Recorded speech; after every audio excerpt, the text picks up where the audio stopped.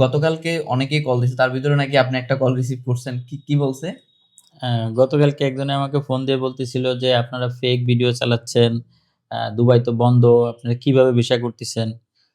তো তখন আমি তাকে বললাম যে যদি ফেক ভিডিও চালাই আমরা, তাহলে আমি এটা জানি আইনসম্মত যে ডাইরেক্ট জেল। তো এই ব্যাপারটা আমি অবগত, যেহেতু আমি বাংলাদেশের রেকর্ডিং লাইসেন্সের পরিচালিত আমি কাজ করছি, গভর্নমেন্ট লাইসেন্স। তো এটা আমি অবগত যে ফেক ভিডিও চালানো যাবে কি যাবে না। তো এক্ষেত্রে বাট আপনি অনেকে তো ফেক ভিডিও চালাচ্ছে। হ্যাঁ, অনেকেই চালাচ্ছে, যাদের অনেকের লাইসেন্স নাই, অনেকের ডিমান্ড নাই, অনেকের এগ্রিমেন্ট নাই, ভুয়া বিজ্ঞাপন হিসেবে সেটাকে তাদের অফিসও কিন্তু নাই, অফিসও নেই অনেক ক্ষেত্রে, তাদেরকে ধরার কোনো কৌশলও নাই। কৌশলও নেই।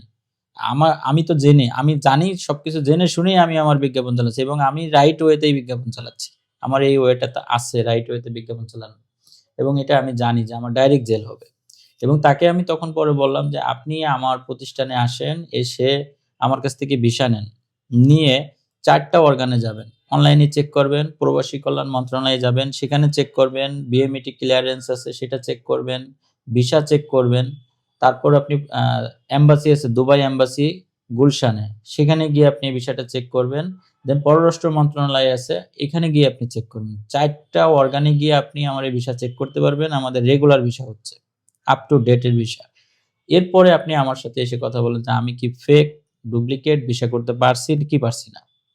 পরে উনি স্যাটিসফাই হলে বলল যে না ভাই, আপনার কথা ঠিক আছে, আপনার কনফিডেন্স বোঝা যাচ্ছে যে না, আপনার জেনুইনলি কাজ করছেন। আমি বললাম যে ইয়েস, এটা গভর্নমেন্ট প্রজেক্ট, আপনার কথাও সঠিক যে দুবাই বন্ধ, আমিও বলি দুবাই বন্ধ, প্রাইভেট সকল সেক্টর দুবাই বন্ধ।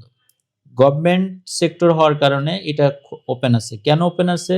রোড ট্রান্সপোর্ট অথরিটি, আরটিএ, এটা একটা রোডের যত অ্যাক্টিভিটিস কার্যক্রম এটা এরাই ডিল করে, না, যার আর কারণে সবসময় সবচেয়ে জনবলের সবচেয়ে প্রয়োজন। ওপেন ওপেন বলতে কি, যেমন আমাদের প্রাইভেট সেক্টর গুলো তো সরকারের হাতে থাকে, যে সরকার চাইলে বন্ধ করে দিতে পারে, প্রাইভেট সেক্টর চাইলেও সে ওপেন করতে পারবে না। বাট গভর্নমেন্ট কোম্পানিগুলো কি হয়, তাদের যখন লোক দরকার হয় তারা কিন্তু নিজে ডিমান্ড দেয়।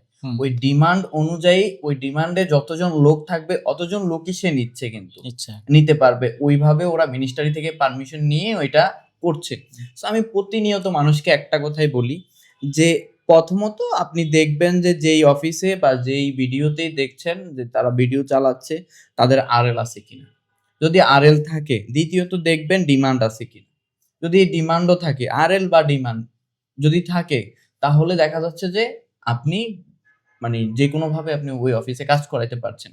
বাট অনেকেই আবার কি করে, যে অ্যাড চালাচ্ছে, তাদের আরএল আছে, ডিমান্ড নেই, বা ডিমান্ড আছে, আরএল নেই। তারা অনেকগুলো অফিসে আবার কাজ করে, বাট কাজ করে কিভাবে? এজেন্ট হিসাবে, যাদের ডিমান্ড আছে তাদের থ্রু কাজটা করাচ্ছে আর কি, তাদের থ্রু কাজটা করাচ্ছে। সো ওইটাও কিন্তু অনেক অফিস বৈধতা পায়, বাট বৈধতা বলতে হচ্ছে ওই যে সাব এজেন্ট হয়ে কাজ করে। বাট যারা অনেকের অফিসও নাই, বা অফিস থাকলেও তাদের কোনো কন্ট্রাকচুয়াল কারোর সাথে কোনো এগ্রিমেন্টও নাই, তারা বিভিন্ন অ্যাড চালাচ্ছে।